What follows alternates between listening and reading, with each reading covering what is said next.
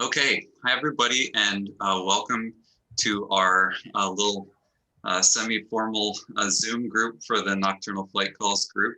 And today our presentation is going to be about the Vesper software for analyzing the nocturnal flight call recordings. We have with us Harold Mills and Debbie Lake, who are going to give the majority of the presentation. The first thing that we're going to do is just go around and introduce ourselves briefly. I think I'll go first and let Harold and Debbie follow after me, and then everybody else can just sort of volunteer their way through. Maybe Cory can be next, and Scott, since you guys were already talking a bit, and we'll just run through. But I'll just say for myself that I got involved in nocturnal flight calls about 5 years ago now, and I've always been interested in the things that Vesper is designed to do. One time I got Harold to help me get Vesper set up on my computer, and I got started with it a little bit, but I haven't used it to its full potential, and I always thought it would be great to have a little user group of other people who are working with it that I actually knew, and it would feel more like a group than a solitary thing. And I didn't want to always bother Harold every time I couldn't figure out something really basic.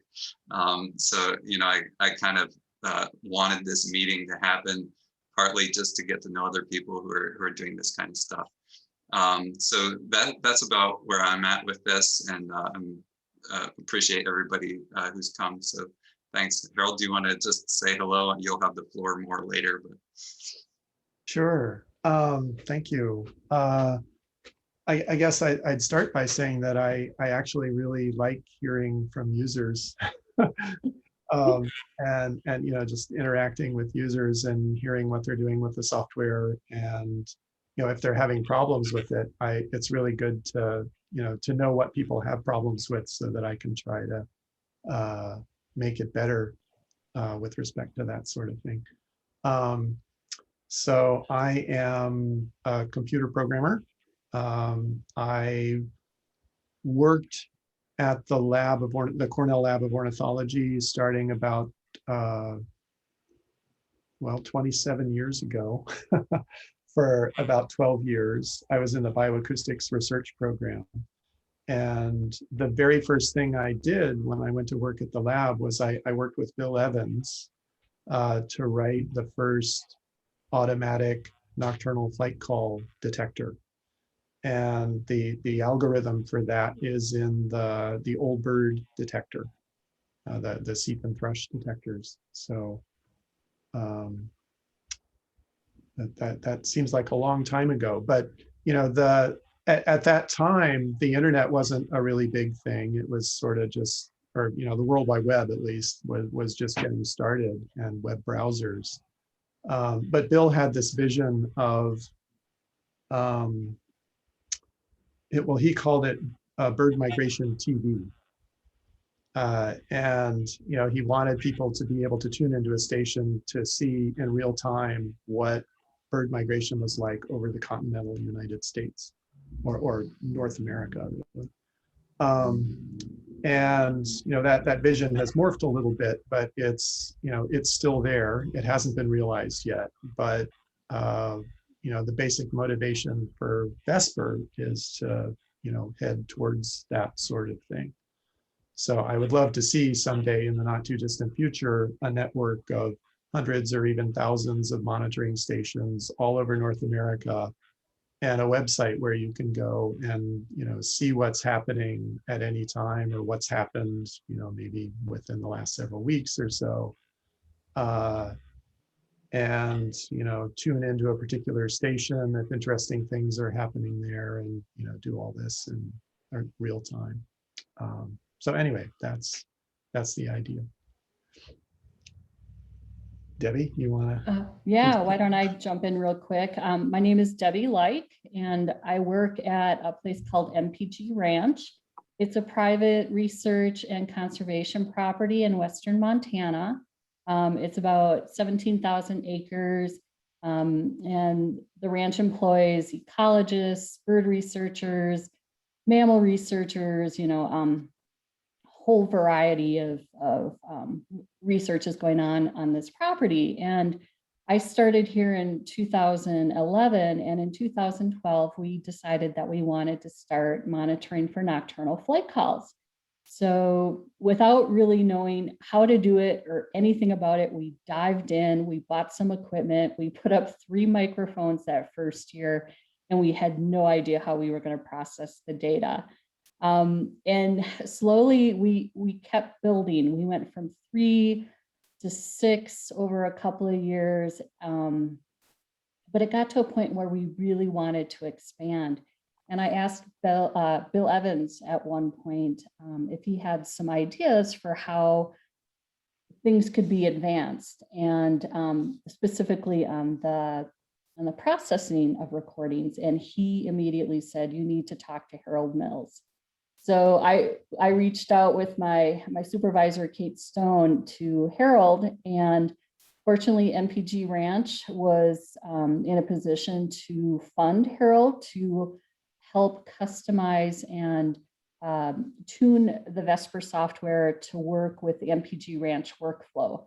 So, gosh, I don't even remember when that all started, Harold, but was that back in 2016 or 2015? I think maybe it was 2015. Okay, so MPG Ranch, I guess, is like the original beta user, other than maybe Bill Evans of Vesper. And the goal of MPG Ranch is to support it as the Vesper development as much as it can, maybe not as much as it has in the past, but also we totally support Harold on this open source, multiple platform type of software that anybody can use, and get it to the point where, somebody could just push a button before they go to bed at night and wake up in the morning and everything is processed. I mean, that is certainly my dream, and I know Harold dreams of that as well. So yeah, that's a little bit about me.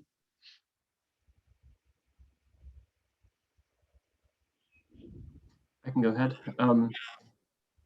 I'm Cory. I am sort of a flight call enthusiast. I started the Nocturnal Flight Calls Facebook group coming up on 12 years ago now, and it has kind of, just in the last couple of years, really blossomed into an awesome resource and community. So thank you all for that.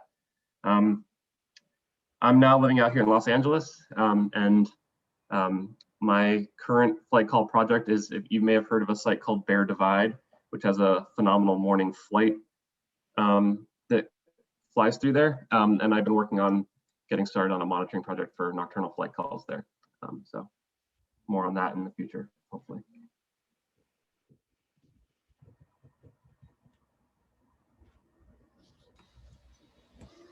Hi, Ray Cook. I'm from Prince Edward Island. I'm just getting started on this. So this is my first year recording, so pretty much a newbie.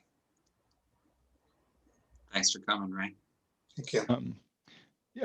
I'm Scott. Like I mentioned earlier, it's pretty much the first season that I've really been doing this like properly equipped with an old Bird mic and the rest of it. Over the last few years, I've gotten more and more interested and slowly upgraded until I finally bit the bullet and bought the real deal. And it took recordings from, I could sit out in the back and lie on the roof or whatever and point a shotgun mic, and it was like you could hear all the thrushes go by, and it was really like exciting, but very hard to get to the next level, because when you tried piping into a computer or whatever and recorded, it was all very echoey and not amplified enough and not amplified right. And so it's been really fun this year being able to systematically record and go through and process every file.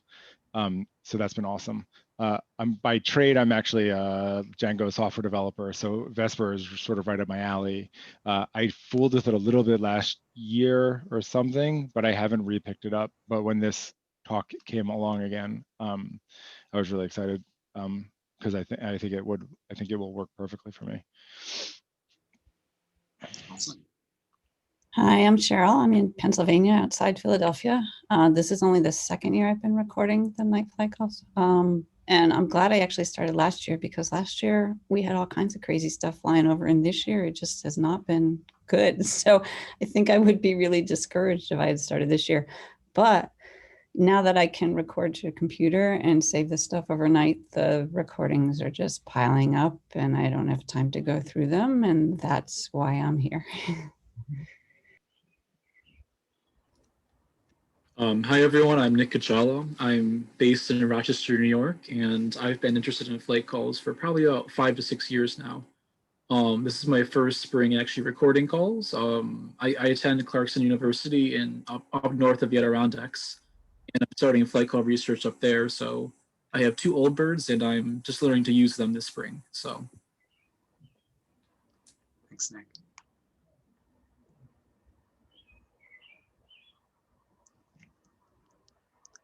Somebody's got a robin. All right. I'm Bill. I'm from New Jersey.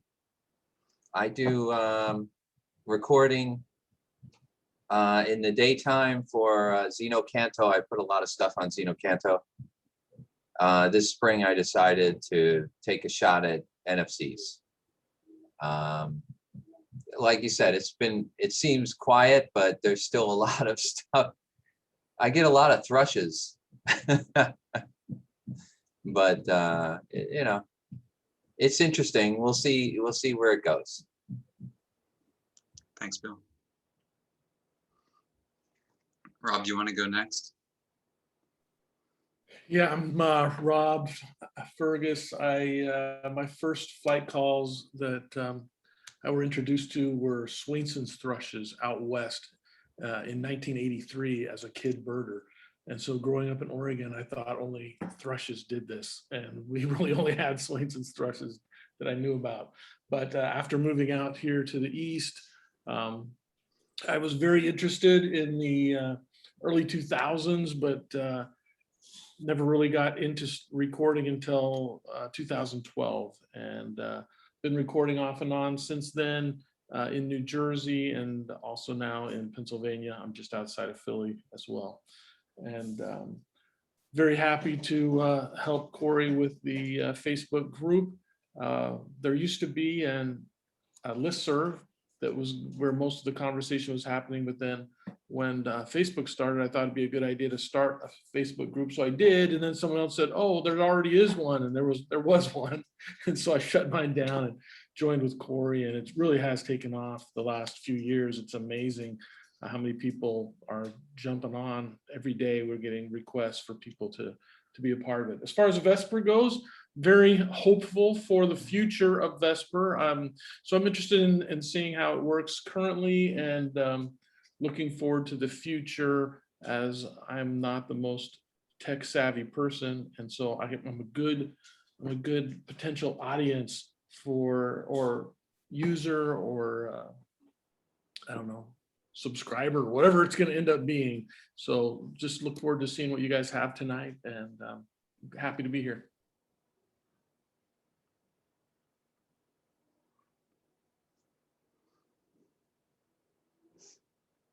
If anybody else wants to jump in to introduce yourself, now's the time. I don't know if you can hear me. This is Randy Soto. So I'm from Oklahoma, and I work for the Oklahoma Biological Survey.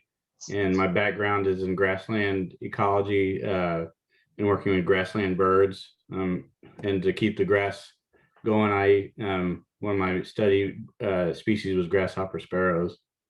So as far as looking at various population dynamics, I look at range management and woody species encroachment, but also do some Section 7 monitoring for roadway projects, and looking at nocturnal migration was just a general progression. And in the last 2 years, started getting more into it. And one of the things outside of visual scanning that was really great for me was doing also bat surveys. And so having that availability to record sounds and then do a scan and do an ID was initially brought up with bat stuff, but then looking at various other projects with the seep and the thrush, starting out with Bill Evans and also the PI that I worked with my graduate work.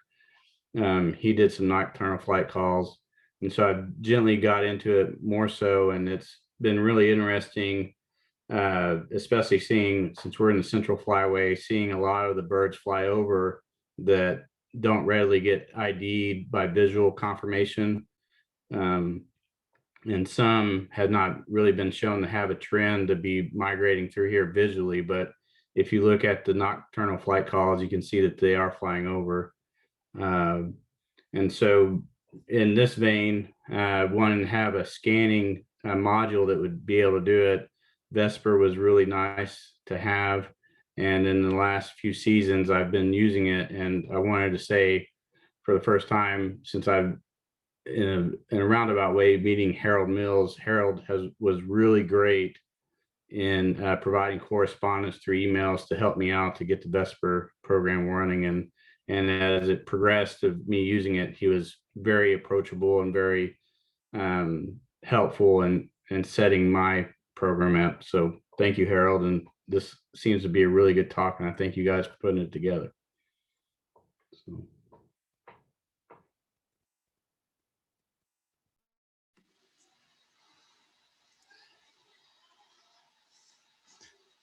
We got another Robert F, and then we've made it around.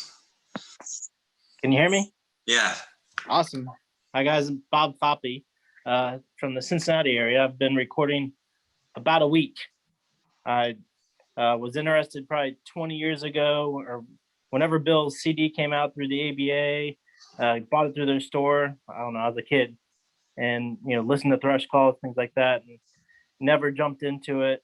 I followed the old listserv and now the Facebook group for a while, and I don't know why, but had an impulse buy and bought a recorder, or bought the mic and then bought a recorder and set it up on a chair in the middle of the yard. It's not the best, as Bill says, it's not a very good location because it's all wooded around there. But once I finally figured out the settings on the recorder and got rid of a bunch of background noise, I had, black-billed cuckoos for the first 3 nights, like multiples. I'm like, I don't hear these during the day. What's going on here? And I mean, I think it's gonna be fun, but the whole idea of Vesper, and because I really have no way to process it, I haven't tried other than visually or going through Audacity and zooming into 1 second clips. So I'm sure there's easier ways to do it and save tons of time and process a whole season versus I'm already planning my summer projects of spending days looking. I've had a couple busy days, which I mean, I'm sure busy days for you guys are thousands, but I know there was 1 hour that I had like 100, and I'm like, oh my gosh, how am I going to get through these? But no, thanks for doing this. And the Harold saying having a network 1,000, I mean, that sounds realistic in the future. I mean, like the Facebook group's growing, and I don't know, I think it's a cool community. And as Bill's web, the new frontier, kind of just another angle at birdie, so thank you for doing this. All right, awesome. Well, I think we're good for introductions. Thank you all for doing that. And so we're gonna move on into our outline. Harold, do you want to take the next step? Yeah, sure. So I mean, maybe you all have seen the outline that that Joe posted, but after the intros, we want to Debbie and I give an overview of Vesper, just what the basic idea is, and some examples of monitoring with Vesper, and then I'm going to try to do a really quick Vesper demo in 20 minutes. So I'm kind of going to rush through it, but just to give you an idea of those of you who haven't used it yet, of the sort of the flavor of it and what you can do with it. And then we want to, after that quick demo, have questions and answers.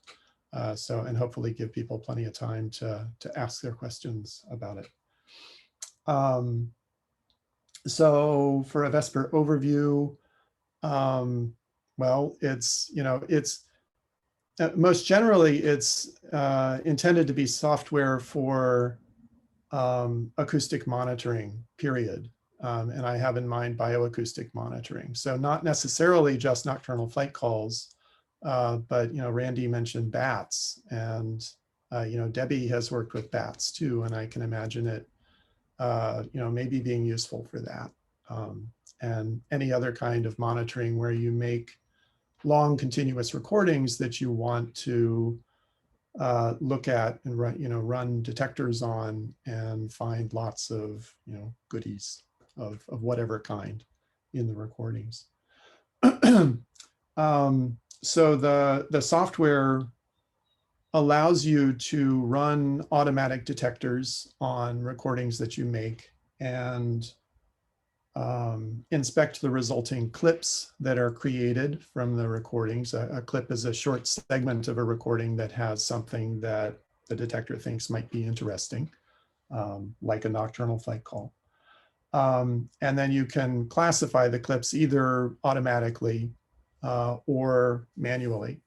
And Vesper is designed to be sort of, well, it's very modular, and you can add, it intends to provide support for multiple detectors and classifiers, and not necessarily ones that were written to be part of Vesper, but that were written by third parties. So for example, you may have heard of Bird Detect, which is, Bird is a project of collaboration between the Cornell Lab of Ornithology and New York University. And they've developed a neural network-based nocturnal flight call detector and classifier. And that is, in spite of the fact that it, it isn't really part of Vesper, it's supported by Vesper, and you can use it from within Vesper. So that's, part of the idea of Vesper to be this, to offer this plug-in architecture so that other people can develop software that can then be used with Vesper. Vesper aims to be useful at a wide range of project scales. So, I have in mind supporting individual users who, want to set up a microphone on their roof or at their, well, wherever, and make recordings and analyze them. And I want to support, small research groups. So, Debbie and her crew at MPG Ranch, they've monitored from about 50 stations. And, there are several people there who use Vesper to analyze the recordings that they get from those. So that's a medium-sized project. And then, as I said earlier, there's this, this dream of having a continent-wide network that would involve, hundreds or thousands of people contributing data to a web-based archive.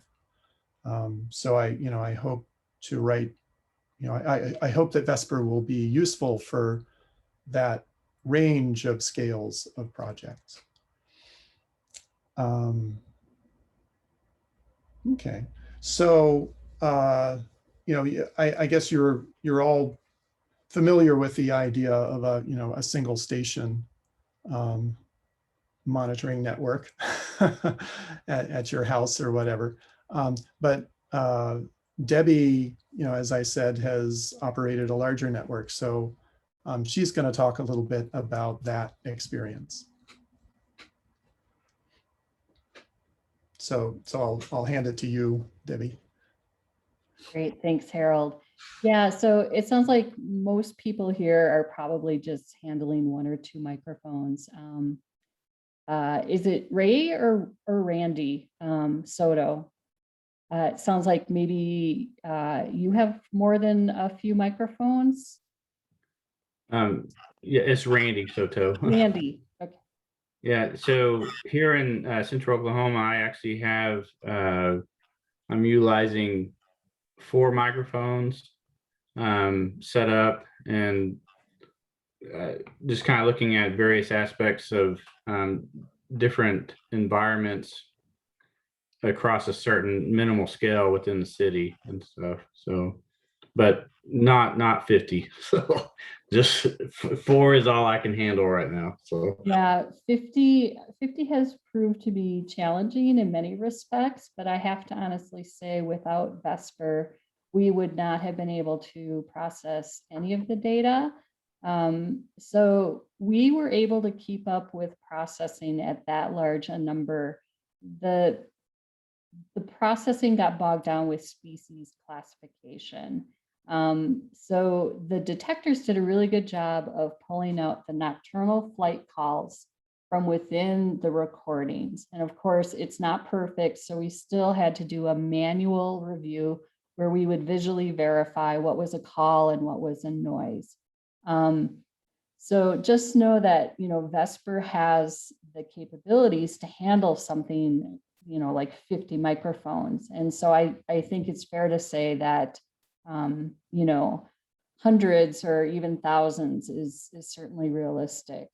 The other thing I wanted to mention is that the more data we have, like from all of our microphones and from all of your microphones, even though we may be in different locations, using different equipment, if we all put our information, all of our data into a centralized location, which basically is Vesper, then all of that data would be available to all of us. It would also be available to people who want to program new detectors.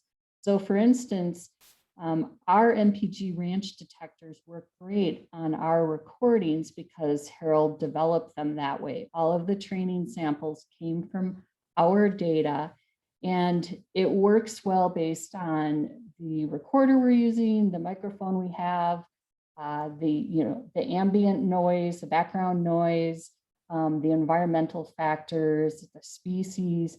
But then if you were to take the MPG ranch detector and say, run it on recordings from the East Coast or the West Coast, it may not work as well.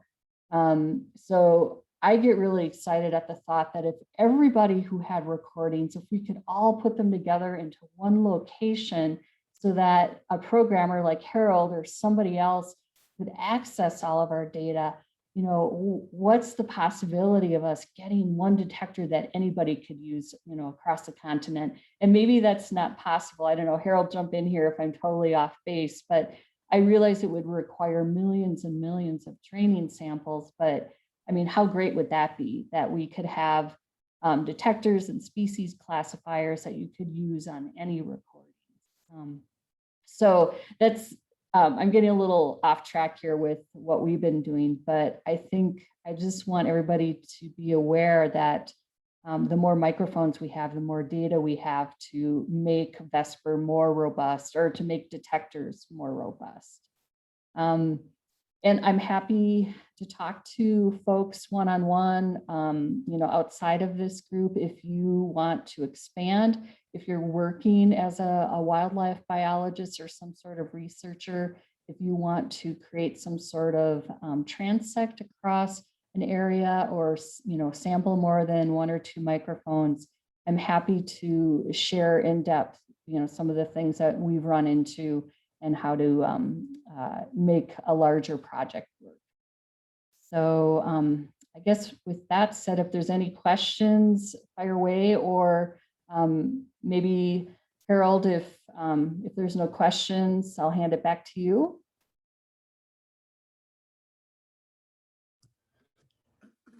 Okay. Yeah, it might be best to I'll try to go through the demo quickly so that we have plenty of time for questions. And that this is, I mean, Joe's been saying, this is part of a series of 2, part of a pair of meetings that we'll have. And in the second one, after people have had a chance to, people who really decide they want to have a chance to work with Vesper a little bit, we can meet to, troubleshoot specific things and, share our experiences. But anyway, on to the demo. So for that, I'm going to share my screen. And this is my second monitor here.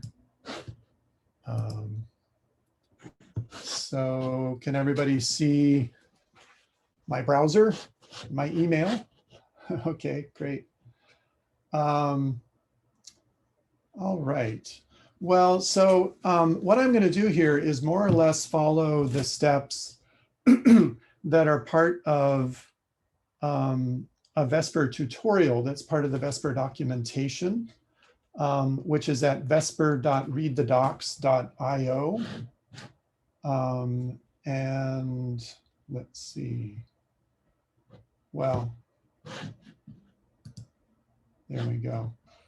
Yeah, my window is not what I'm used to looking at. I would put that in the chat, but anyway, it's vesper.readthedocs.io, the tutorial. I should say that the tutorial isn't complete yet. It goes up to a certain point and then kind of peters out because I ran out of funding in the development of it. But I do intend to complete it at some point, and you'll see the whole thing in some version here this evening. Let's see. So what we'll do is, I'll go through installing Vesper and configuring it for a single station monitoring setup, and then process a recording. It's a 2-hour long recording. It's kind of short because I want the detector to be able to run quickly on it. But yeah, that's an outline of what we're going to do. Okay, so I'll just dive in, and I just realized something. I practiced this earlier and didn't do something that I should have to clean up from that. So I'm just going to do that for a second.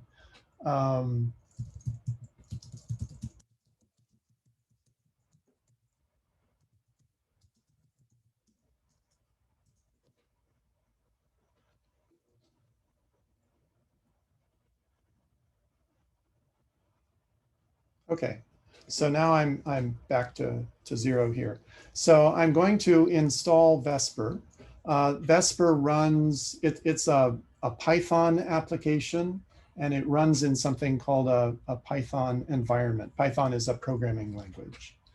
And there's a system called Anaconda that supports running Python applications. And so what I'm going to do, oh, actually, why don't I probably should have done this earlier. I mentioned vesperreadthedocs.org. So this is what it looks like here. And for installing Vesper, I'm going to follow the instructions that are part of that website. And the website, it explains, Anaconda and Miniconda, and that I was just talking about a minute ago. Okay, so the first thing I'm going to do is install Python in something called an Anaconda environment, or a Python environment. And this is a special little environment just for running Vesper in. So I'm typing these commands into, I'm on Mac OS rather than Windows, and I'm typing these commands into a terminal program. It's like a command line thing. And you have to do a minimal amount of work with a terminal in order to use Vesper. But I've tried to minimize the amount of work that you have to do like that. So it's mostly a graphical user interface thing that you use from within your browser. But there is a little bit of terminal stuff that you have to do. On Windows, when you install Anaconda, you get a program called the Anaconda prompt, which is kind of like a command prompt, if you've heard of that on Windows. And it's similar to this terminal that I'm using here, in that you type commands into it and your computer does things for you. And you would type the very same commands that I'm typing to this terminal into your Anaconda prompt on Windows.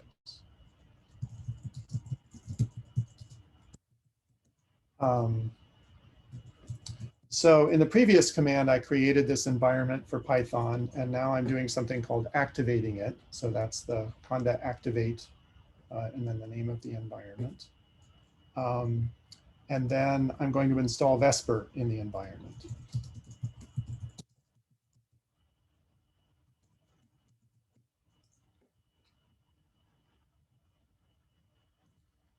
And this is going to go pretty quickly because, like I said, I did this earlier. So there's a bunch of stuff that the installation has to download from the internet. These are packages, Python packages that I did not write that Vesper uses. And so those are downloaded and installed along with Vesper. And this would take a little longer if I hadn't already downloaded some of them, or all of them, actually. Okay, so that just installed all those packages, Vesper and the packages that it uses. And so now we're actually ready to go with Vesper. I'll just give a little bit of background about sort of concepts that Vesper Vesper uses. And I'll actually switch in the Vesper documentation to the tutorial section here. And there's a lot of detail in the tutorial that I won't try to cover here, detail about the data model that Vesper uses. But I'll just talk briefly about the fact that in Vesper, all of your data go into something that's called a Vesper archive, which is just, it's a collection of data, a bunch of recordings, which are the primary data in the archive. And then other data pertaining to those recordings, like the locations where recordings were made and the devices that were used to make them and the start times of the recordings and things like that, along with information about interesting events that occur in the recordings, which are referred to as clips, and also annotations which apply to those clips. And classifications of clips are a good example of annotations. So when you say, that's an American Redstart nocturnal flight call, that gets recorded as an annotation, that classification is an annotation of that clip. So all of those data are in your Vesper archive. And the recordings are the primary data, and all the other data are referred to as metadata because they pertain to the primary data, the recordings. And there are, as shown in this figure, sort of 4 common types of operations that you perform on archive data. You can import data, which are either recordings or metadata. You can view data, particularly clips, at this point in Vesper development.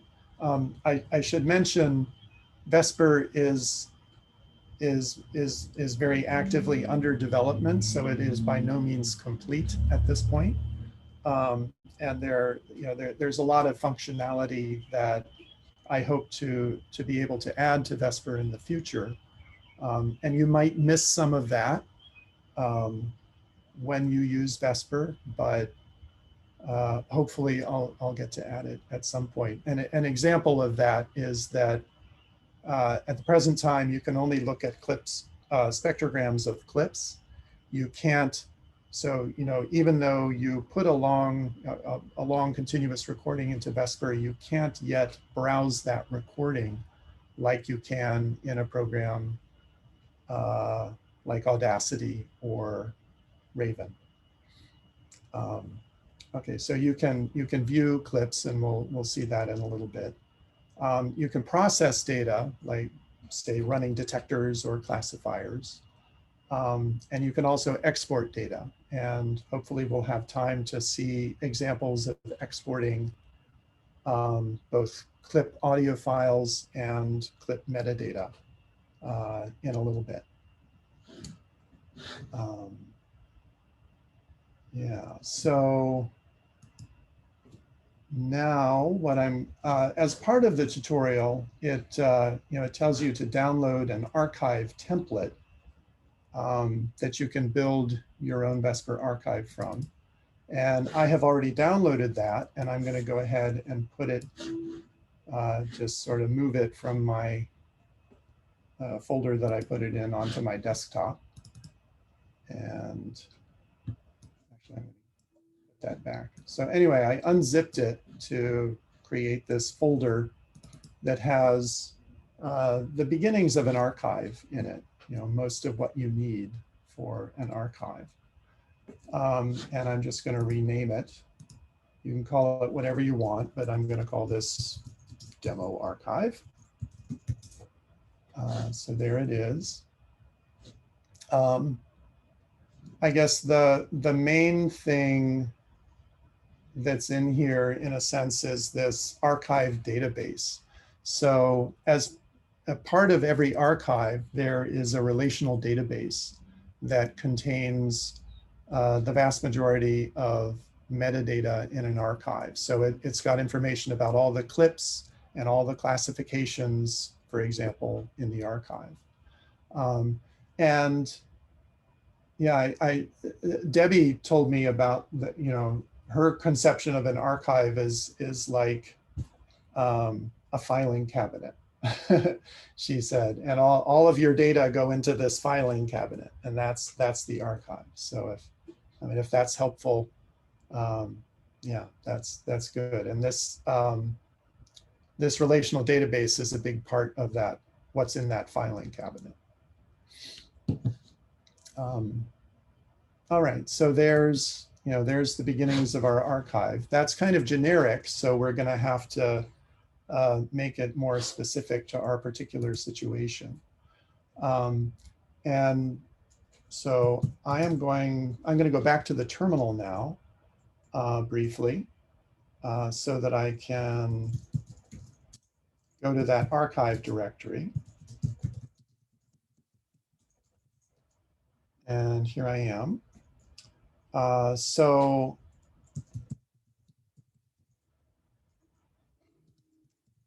the next thing I'm going to do is start to customize the archive for my particular use. And as explained in the tutorial, you have to create users in the archive. So every time you change data in an archive, Vesper records which user made the change. So if you have a group of people working on an archive, you can keep track of who did what in the archive. So I'm going to create a user now. I'm going to call it Harold. And give the user a password, and that's that. So I've added myself as a user to the archive. And then I'm going to run the Vesper server from within the archive directory. So I mentioned earlier that Vesper is a web application. So what that means is that there are two parts to it. There's a server and there's a client. And the server provides an interface to the archive data to any number of clients. And yeah, so, but in this case, well, and very often when you use a web application, the server lives in the cloud. And clients are individual users that could be anywhere on the planet. And they connect to the server using their web browser and use the application. Vesper can run like that. So you can put the server in the cloud and access data in an archive that way from anywhere. Or you can also run the server on your laptop or your home computer and access it through your web browser. So there's quite a range of possibilities there. You can have an individual user running both the server and the client on a single computer, or you can have a small number of people sharing a server that's on a local network, or you can have the server in the cloud with lots of people accessing it from various places. But for this demo, I'm going to run the server and the client on my laptop here. So anyway, this command that I'm running right here starts the server on my computer so that I can connect to it from my web browser. So the rest of the demo, we're done with the terminal now. And we're gonna spend the rest of the time in my web browser. So I'm going to enter the URL of Vesper. And the first thing I see here isn't very interesting because my archive is empty. But the demo archive actually includes some data that I can import to make this more interesting. So I'll do that. So what I'm going to do now is tell Vesper about my station and the devices that I have at my station that I record with. And I'll just show you, well, no, actually I won't do that right there. I'll do it in just a second. So Vesper, actually, let me go back. Vesper has, you can see here, several menus that let you execute commands to process data and modify the contents of your archive. So the first thing I'm going to do, since my archive is empty or almost empty, is add some metadata that describe my recording setup. And that's done with this import metadata command. And I have to log in to do that since I'm modifying the archive. And I just specified that super user that I created a little while ago to do that. So I'm just going to drag and drop a metadata file that comes with the demo that specifies my recording station. So that's basically the location where I recorded. And it specifies information about the devices that I'm using to record. And I'm just scrolling through that. I won't try to describe that in detail here. And then it contains some additional information about detectors that I'm interested in using and classifiers and the sort of kinds of classifications that I want to apply. So, when you go to create your own sort of Vesper archive, you can use this template that comes with the demo as a starting point and just customize it according to, the name and location of your station. So you would change the latitude and longitude here to yours, and the devices that you were using to record with, and so on. So it's very customizable in that way. So I'm going to go ahead and import those data, and so that ran and completed. And so now if I go to the sort of home page of Vesper, remember before we just saw a couple of messages there, but now we have a little more information, which includes, the name of my station, which I called Ithaca, and the microphone I'm recording with, the 21C, and some other stuff. but that's not very interesting because I still don't have any actual audio data in my archive. So to remedy that, the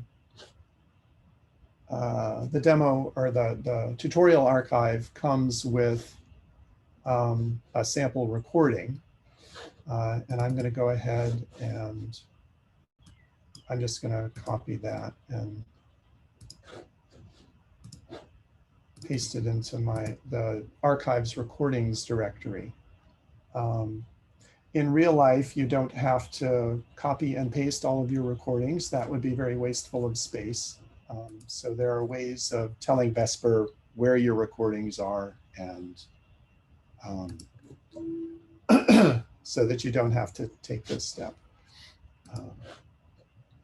Okay, so I just put a recording in a certain directory, and now I'm going to import the recording into Vesper, into my archive. And I do that by running another command. And so that's done.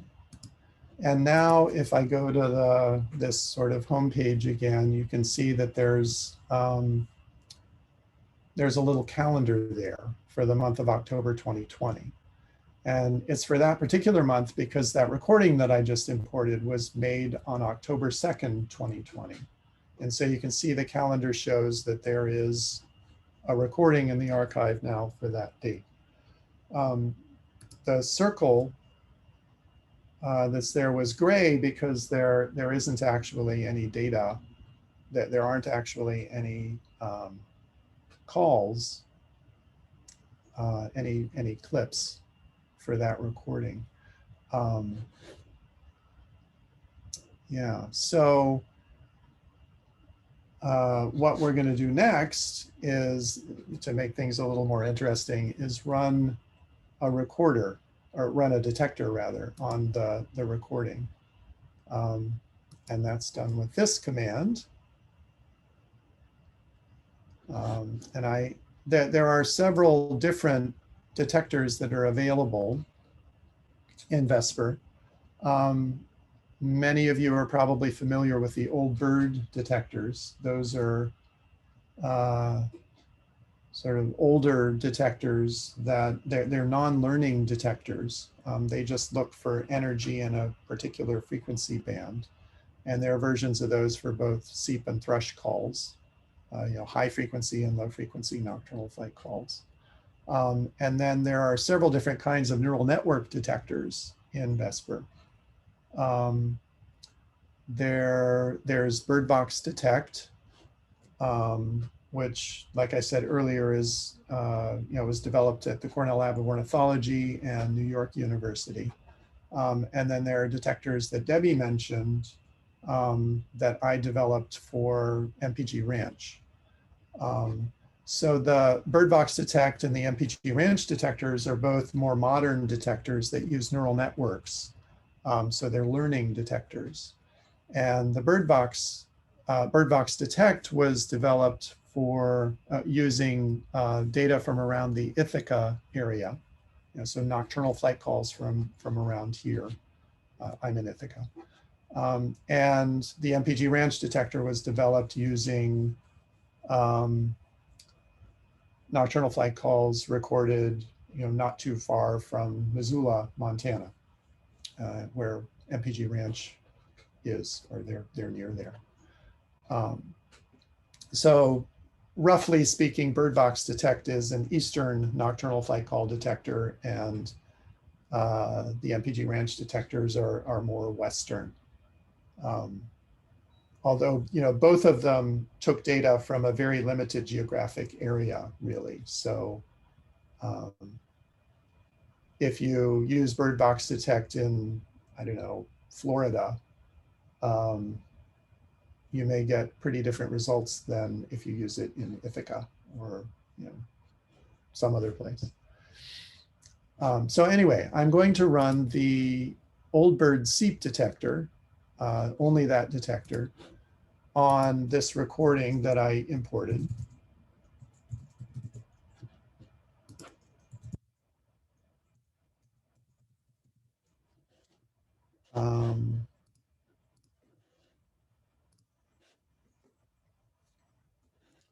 And that actually won't take very long because the old bird detector, it's very simple, which is good because that makes it very fast. It's not as good as the neural network detectors though, either at finding nocturnal flight calls. It won't find as many as the neural network detectors do in most cases. And it will also produce a lot more false detections. But it runs very quickly. So it's still useful in some situations. So you can see here from the log of this detection job that we just ran that you know, the detector completed and it created 112 clips on this 2-hour recording that we imported. So we can look at those clips now by going back to this clip calendar. Now,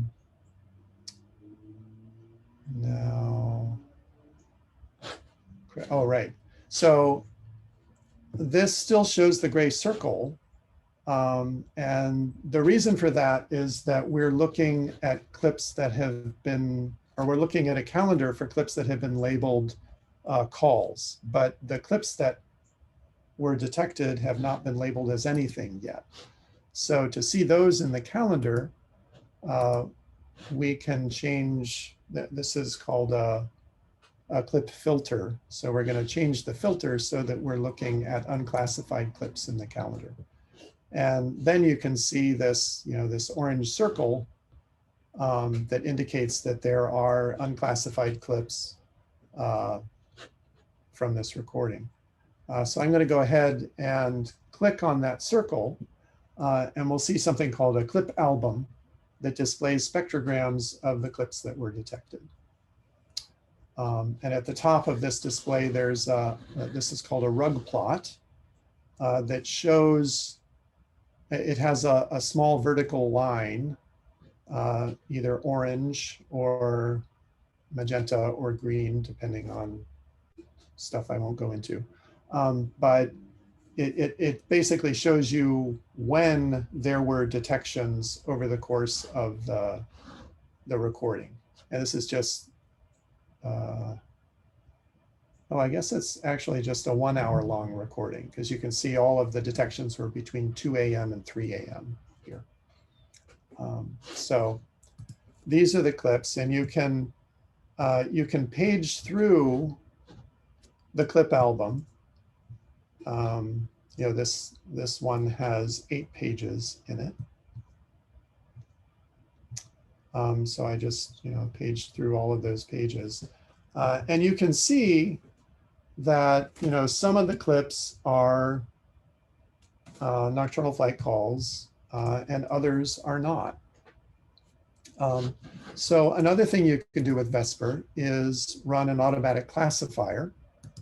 And in this case, I'm going to run a classifier that I created for MPG Ranch that it's a neural network classifier that attempts to distinguish nocturnal flight calls from other detections, you know, false detections in output from the old bird detector. So it basically tries to improve the old bird detector by tossing out noises that were detected. So I'm going to run that, and that'll go pretty quickly too, because there are only 112 clips to process. So that's done. And if we now go back to the clip calendar, so that detector will classify clips either as call or noise, depending on whether it thinks they're calls. So of those 112 clips, it classified 76 of them as calls. And you know, we can page through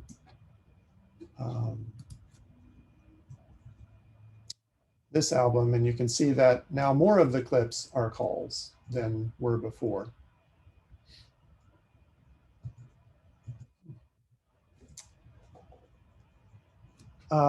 But you can also see that some of them are not, in fact, calls. And so Vesper allows you to manually classify clips as well, so that you can correct the mistakes that an automatic classifier made. And I'll just show briefly some examples of that. So this first clip that I've highlighted here, so it has this orange box around it, is not a nocturnal flight call. It's a sort of calibration tone from the 21C microphone. So I'll just classify that as a noise by typing the N key on my keyboard when the clip is selected. And there are customizable key bindings in Vesper for classifying clips. And in the case of the default bindings that come with the tutorial archive, the N key is bound to the noise classification. So I just did that. And I can skip over the clips that were correctly classified.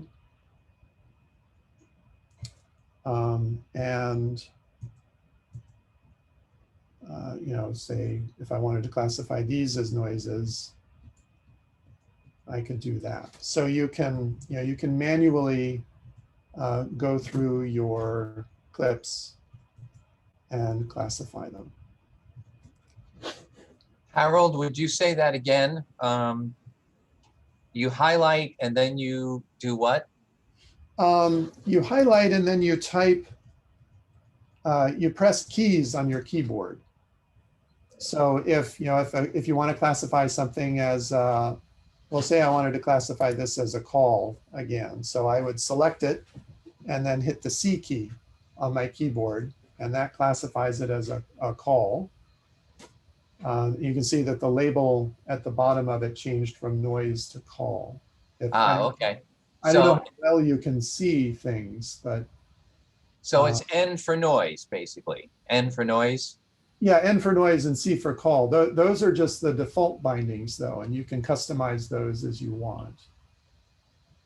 And the classifications are not fixed either. If you don't want to use call and noise, you can set them to whatever you want. Okay, thank you. So that's what I refer to as coarse classification, where you're just separating nocturnal flight calls from other kinds of sounds. And after you've done that, you can perform species classification. And you can either do that manually by similar means, where you type keys on your keyboard in order to classify things as different species. So for this one that's highlighted now, I think is probably a savanna sparrow. So you might have the S key bound to savanna sparrow. And then, a little further on, there's what looks like it's probably a white-throated sparrow. And you could have the W key bound to white-throated sparrow and classify in that way. So it allows you to pretty rapidly work your way through the data and just with simple keystrokes on your keyboard, classify them, either coarsely, if you just want to separate calls from other sounds, or more finely, if you want to classify to species or species complex.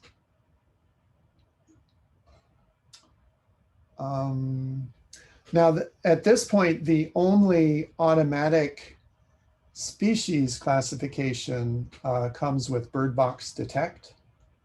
So if you use Bird Detect, you'll get those, and those will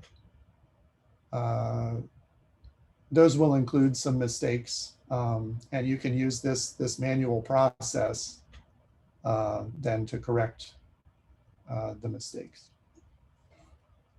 Okay, so that's most of what I wanted to show.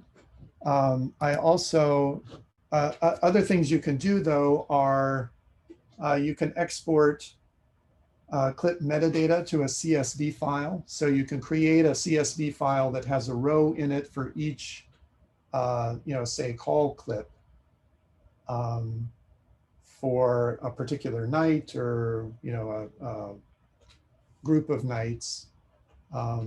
So you can export those data so that you can, you know, do whatever you want with them. You know, tally the calls and submit a tally as a checklist to eBird or, you know, whatever. And you can also export clips to audio files so that instead of having a single long file and then information in the database that indicates where clips are in the recording, you actually have each clip in its own little audio file. And I think we're a little short on time, so I won't actually demonstrate those, but those are there, and you know they're useful. So I saw Cheryl, you raised your hand. So Yes. yeah, we can transition to the question and answer period now. The clips that you're showing here, they don't have any scales on them. Right. Yeah, they're in order to save space in the display, I chose not to include axes, but they are all to the same time scale. And you can, to some extent, you can see what that time scale is by moving the mouse over a clip. And that gives you the time and frequency under the mouse. So you know, I can tell from that the duration of this clip is about 265 milliseconds. And the top frequency there looks like it's 11 kilohertz. And that's, you know, the frequency range is the same for all of the clips in a clip album, and the time scale is the same, which is why the kind of peculiarity of the old Bird detectors is that they output clips of various durations instead of all the same duration. And so that's why some of these clips are wider than others in the display. But they're all rendered at the same scale. If any of you have used the Glassifier program, it differs from Vesper in that it displays every clip in the same size box. And so different boxes for old Bird clips actually have different time scales, which can make interpretation of what you're looking at a little challenging sometimes. Is it right, Harold, that you can set the axes and the size of your displays in some part of this? That's right. Yeah. There's Vesper has what are called presets, which are collections of user interface configuration information. So, you know, if you only wanted to show, you know, the frequency range, you know, from 5 kilohertz to 10 kilohertz, you could configure Vesper to do that for you. And if you wanted to change the number of rows of clips that were displayed for a clip album, you could do that. And if you wanted to change the time scale of the display, you could do that. So I know that Debbie and her crew sometimes, you know, look at pages of clips where there are like 100 clips on a page. And I don't know, Debbie, do you want to talk to that or? Sure. Yeah, we use different scales, or you know, that we differ the number of clips per page based on what phase we're at. We tend to want to have the spectrograms be bigger in size when we're classifying to species, because we want to really be able to see all those little details in the spectrogram. Whereas if we're trying to just separate nocturnal flight calls from noise, we'll have more clips per page because it's easier to separate those out. So Harold has given Vesper a lot of flexibility for the user to preset these sorts of things and customize it to how you want it.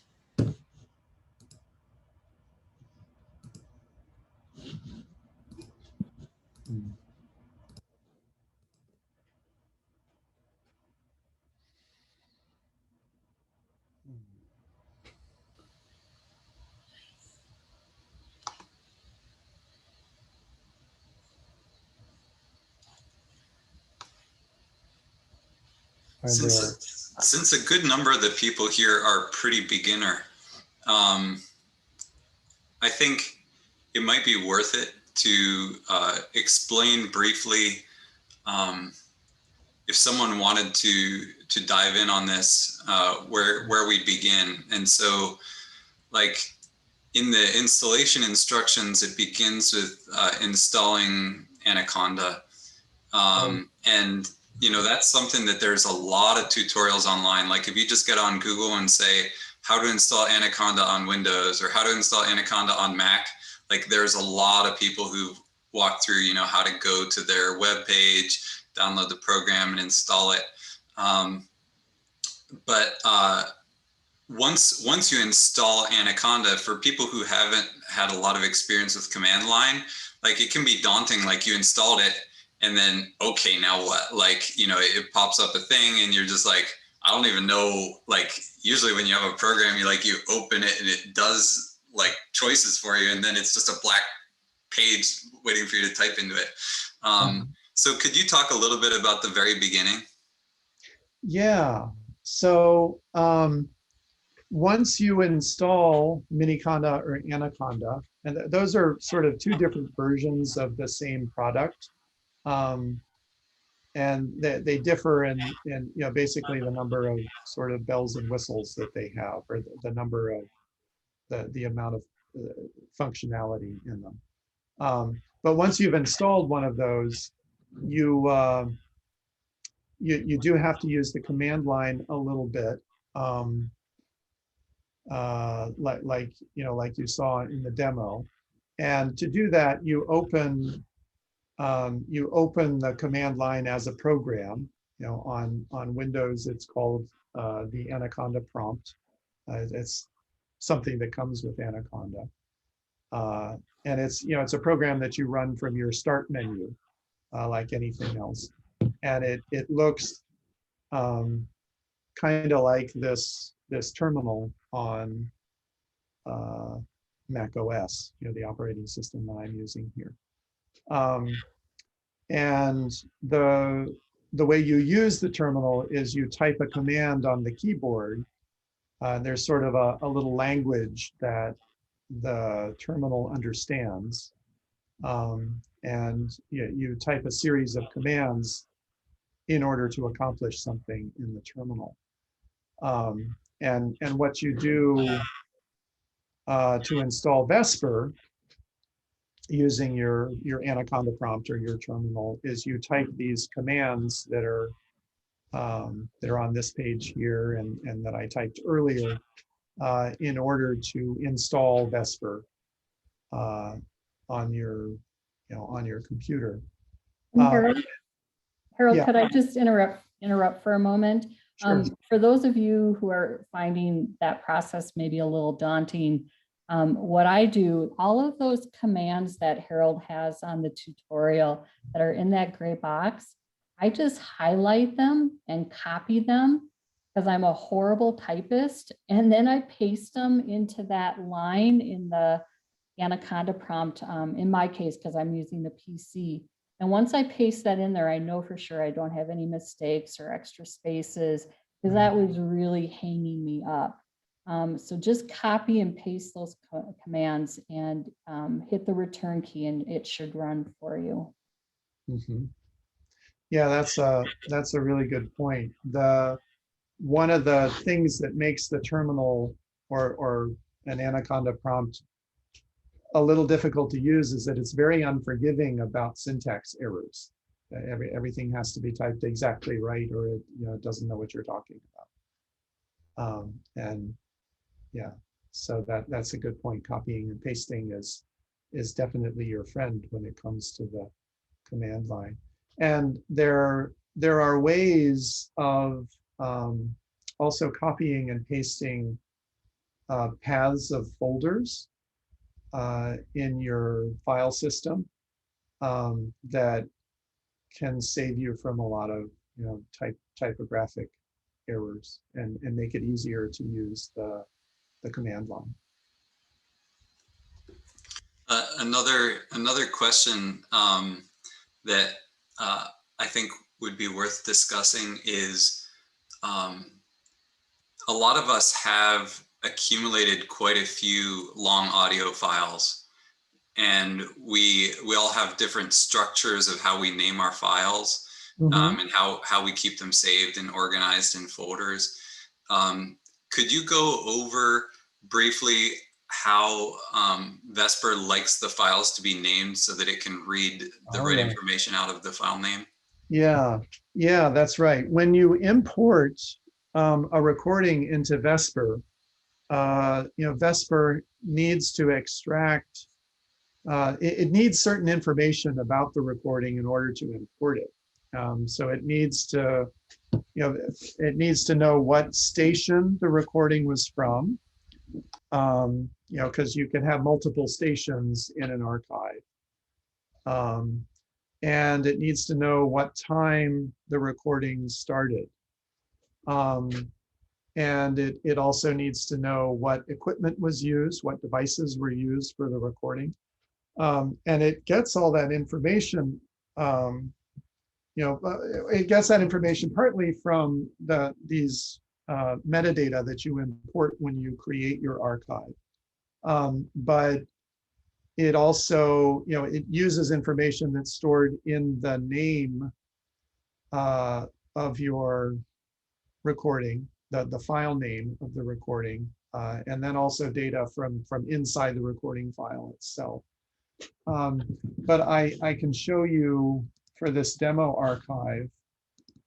I don't know, I mean, can people see this file name here? Okay, yeah, so it's Ithaca _ 2020-10-3, the date, and 6 o'clock with a Z at the end. So the Ithaca part of the file name indicates to Vesper that the file was from the Ithaca station that's in the archive. So that allows it to associate the recording with the station and with the devices that we indicated in the metadata that we imported towards when we first started building the archive. Well, the devices that are in use at the Ithaca station. And then the rest of the name is the start time of the file as a UTC time. So UTC is, it's sort of a time zoneless time. The U of UTC stands for universal. So it's a time that's valid all over the world. So like I'm on the East Coast of the United States in Eastern Daylight Time right now, and that's 4 hours behind UTC. So, and when this recording was made, the situation was the same. So this is a recording that starts, it says here that it starts at 6 o'clock, but that's UTC time. So it's actually 2 o'clock Eastern time. So there's a little bit of math that you have to do to offset the start times of your recordings. Yeah. And Harold, correct me if I'm wrong. At least for our recordings that come out of, Right. we're using Yeah. sometimes we use wildlife acoustics recorders, and sometimes we use the Swift recorder from Cornell. And those file names come out with not the UTC time, but just regular local time. So Vesper will handle that. Yeah. Thank you. Right. Thank you for reminding me. Okay. Yeah, it can. Yeah, basically there are several different file name formats that Vesper supports. And one of them, the one that I'm using here, uses UTC times. But you don't have to do that. You can use local times. As long as you put the local times in one of a number of formats, which include the formats that are used by the Swift recorder and the wildlife acoustics recorders.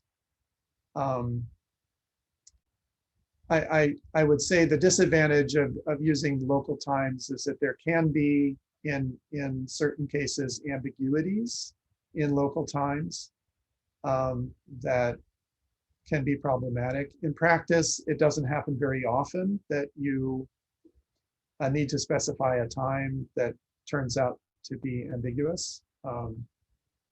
But yeah, so anyway, there can be problems with it, but there usually aren't.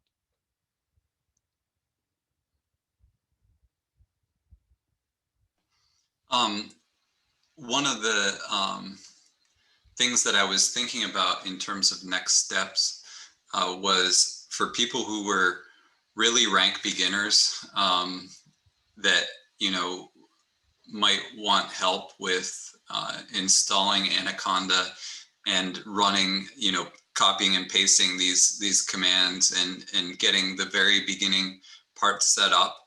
That if you could message me either on Facebook or drop a note in the chat, that we could have a little side meeting where we do like really preliminary stuff. And if we get stuck, we'll just message Harold and say help.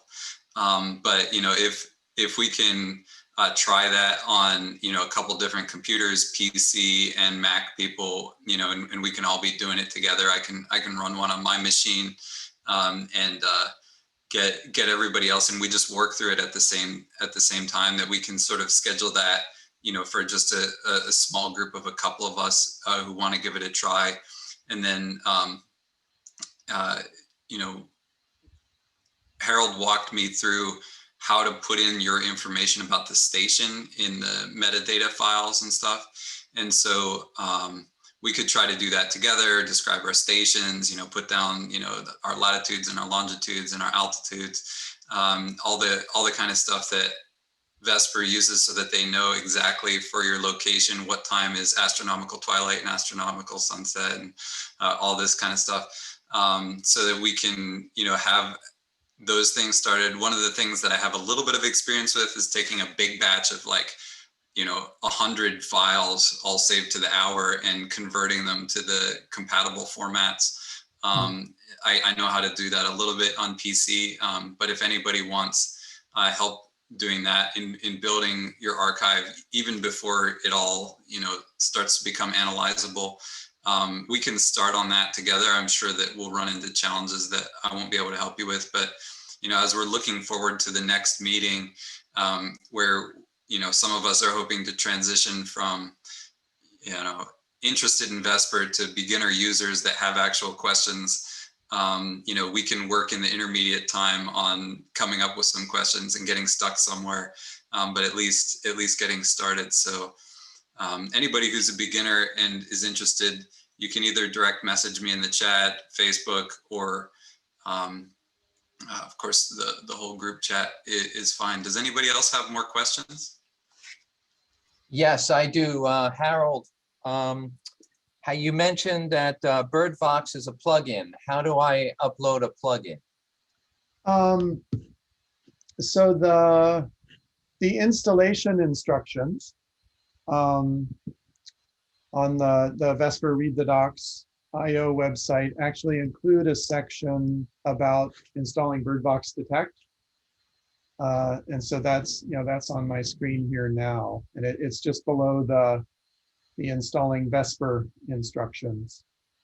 And, you know, basically you install BirdVox Detect separately in its own Conda environment. So there's one environment for Vesper and another environment for BirdVox Detect. And then Vesper knows how to invoke BirdVox Detect from its environment when you run it. Yeah, so it just requires this separate installation. Okay. And then also a little configuration of Vesper to tell it about BirdVox Detect, you know, to tell it that it's there.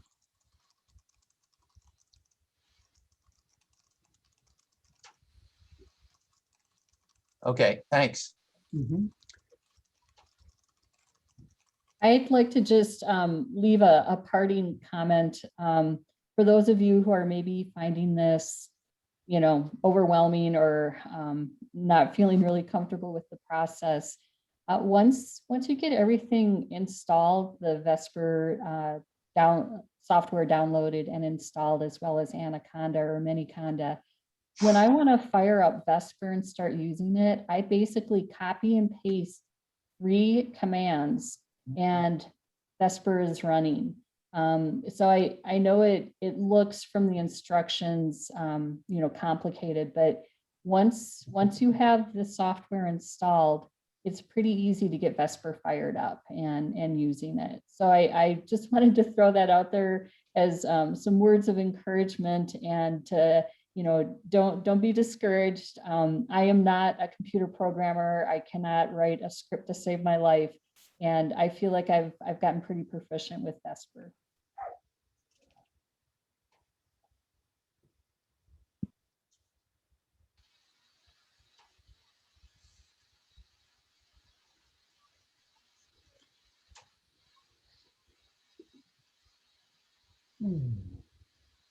Well, also in the vein of parting thoughts, I still hope if anyone has a question that you chime in.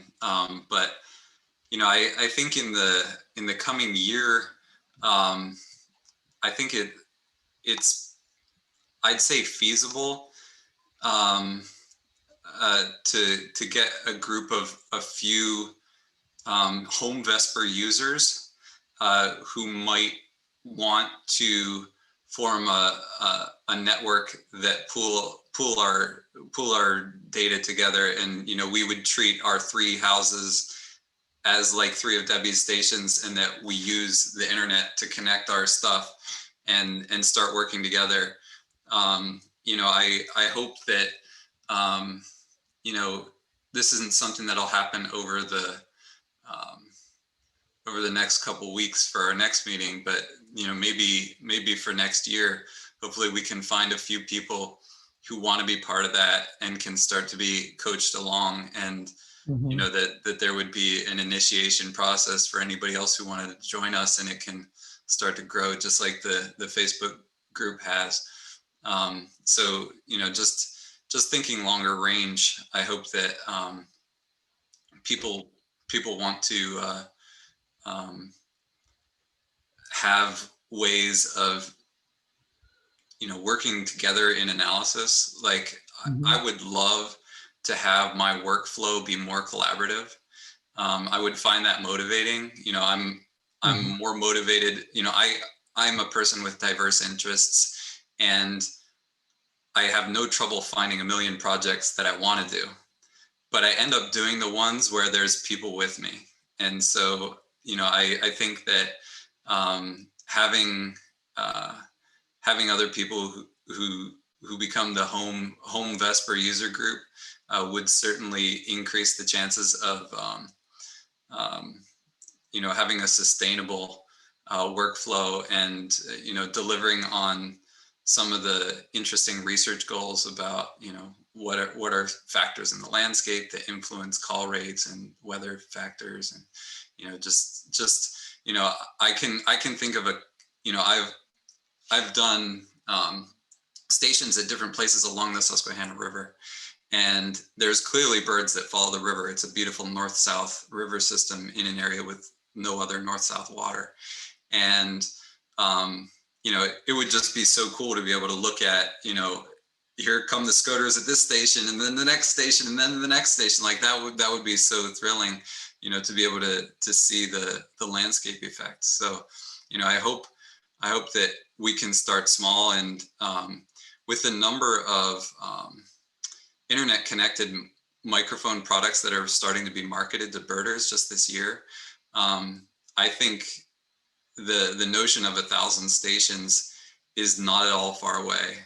I think that, you know, the only real concern is the barriers to entry, because people having good microphones outdoors is going to become really mainstream really fast. You know, with these feeder cam products that have good mics on them, that's becoming like a popular Christmas gift thing, it's going to be big, and being able to have built in, I think with people like Merlin having a classifier system that's probably going to make a lot of waves. You know, that there's going to be a lot of people with interest coming. So I think now's the time to start the home-based group development, even if it's only a couple people. Mhm. And I would love to see something like that happen. And there is a little more work that needs to happen on Vesper to make that really work. But that's, you know, that's definitely, well, it's definitely something I'd like to see happen and participate in, you know, as a station operator. And, you know, the business of having to use a terminal and a command line to do things in Vesper is something that can actually go away when the archive is moved to the cloud. So, you know, when that happens, there's a certain amount of administration of the cloud archive that has to happen, but only one person has to know how to do that. And everybody else who participates in a project like that can just do the web browser thing. And they just point their browser to the right URL and they're in. Because somebody else has done the administrative work to get the server up and running and configured. So it'll, you know, in that scenario, Joe, that you described, it'll be easier to use Vesper than it is when you run the server on your local computer. Yeah, I was hoping that it would be like that in the scale, and so maybe if you become an admin 1 and I become user 2, then maybe we can twist Rob's arm to get him in.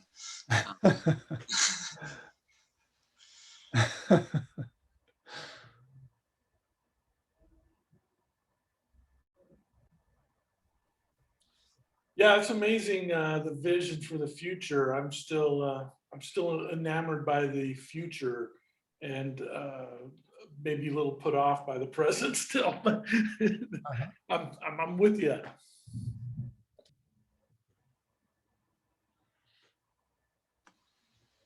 Cool. All right. Well, I think that's a good note to conclude on. Thank you, everybody for coming. We haven't decided when the second meeting will be, but I'm going to release this recording to the Facebook group and to other people who've emailed me asking for it. And I think it'll be fine to distribute that around. And hopefully people will be encouraged to be in touch. And I know that even if nobody else is around for the second one, I'll just use this as my chance to get Harold's help for getting my station and analysis workflow back in motion, because I got a station at Presque Isle and Erie going at the same time as my home, and so I'm getting behind faster than usual. So I feel the urgency. So thank you so much, Harold and Debbie, for making this happen, and for bringing your experience, and for everybody else who participated. Great to meet those of you who it's the first time, and great to see you guys who I'm getting to know through this. So thanks so much. Yeah, thank you. And thank you, Joe. Yeah. Thanks for organizing. Thanks everyone for attending. Go Vesper. Yeah. Cool. All righty. All right. Bye-bye. All right. Bye, everybody. Night.